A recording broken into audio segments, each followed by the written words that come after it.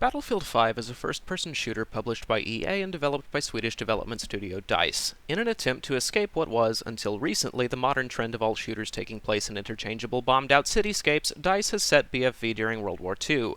This could have been an interesting development in gaming if they'd bothered to change any other part of the game, but they didn't, so it isn't. If you've played a previous Battlefield title, you've played BFV. Actually, I tell a lie, BFV is less like previous Battlefield titles and significantly more like previous Call of Duty titles. Most of your time in BFV will be spent running into a meat grinder, dying, respawning, and repeating ad nauseum.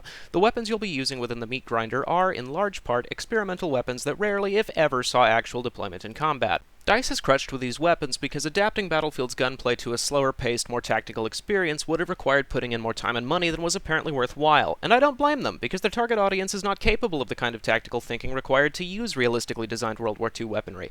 Make no mistake, BFV is designed to appeal to the absolute lowest common denominator. Most guns have little to no recoil and will slay anyone you point and click on within 2 to 4 shots. Realistic time to kill has been a pet peeve of mine for a while because it does nothing to create actual gameplay and does everything to ensure that most of my time will be spent getting domed from across the map by some 12-year-old washing down his Adderall with Mountain Dew. However, Battlefield as a franchise has done realistic time to kill before, and it's worked. So what the fuck happened here?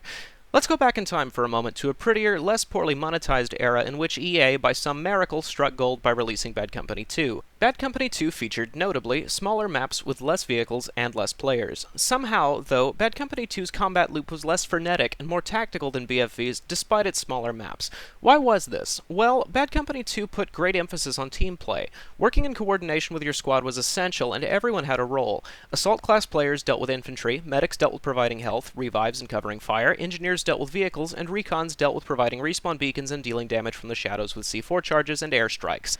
Additional to this, respawning effectively required working with either your own squad or teammates on other squads. One of the most valuable services a player could provide in Bad Company 2 was keeping a helicopter in the air over an enemy objective so that the team could spawn and get into the fray quickly.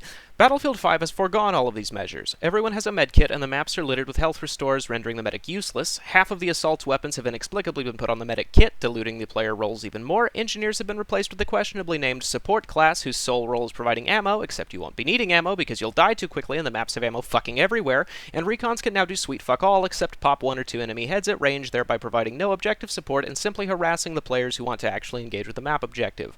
These changes have ultimately thrown all semblance of team play out the window. An assault class with enough Adderall and Mountain Dew is now an unstoppable one-man army with no need of a team. Medics provide a useless service by respawning people in the exact same line of fire in which they died the first time. Supports have no job, and recons simply make the game worse for everyone by A, being a mild irritant to those who are trying to actually play the objective, and B, taking up a slot on their team that could be used by an assault class.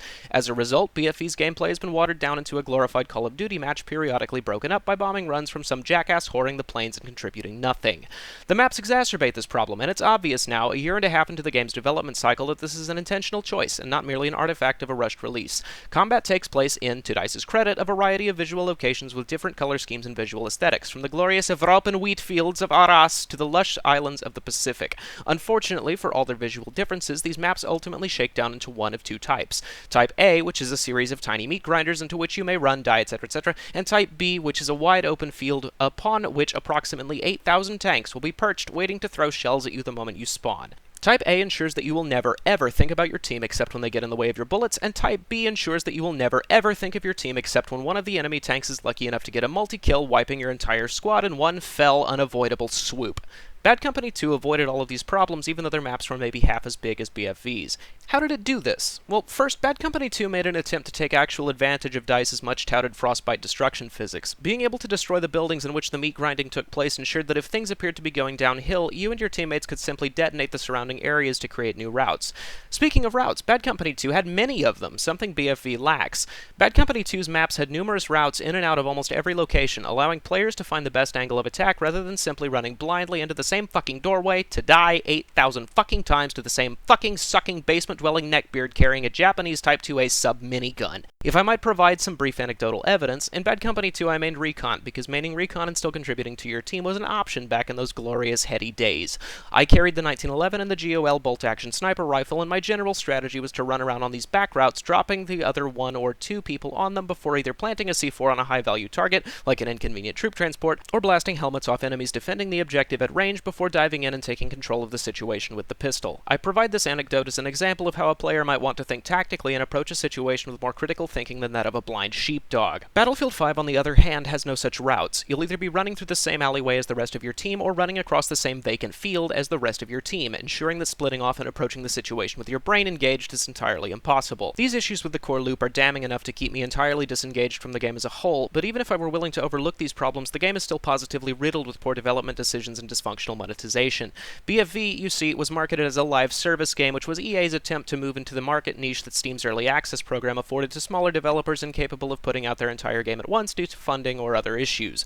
Like early access, EA has also stolen the concept of releasing an incomplete title and just letting the players run around in it while development is completed over the following 3 years.